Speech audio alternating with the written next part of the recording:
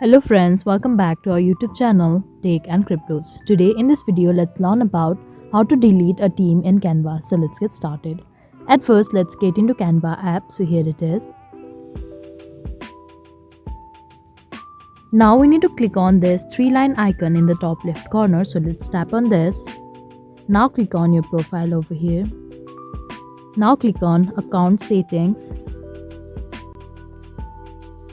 Now here you can see your themes. So let's tap on your theme SK.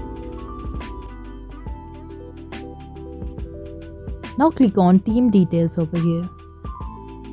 Now in the bottom you can see this option called delete. So let's tap on this and you need to enter your theme name to confirm. Now click on delete theme.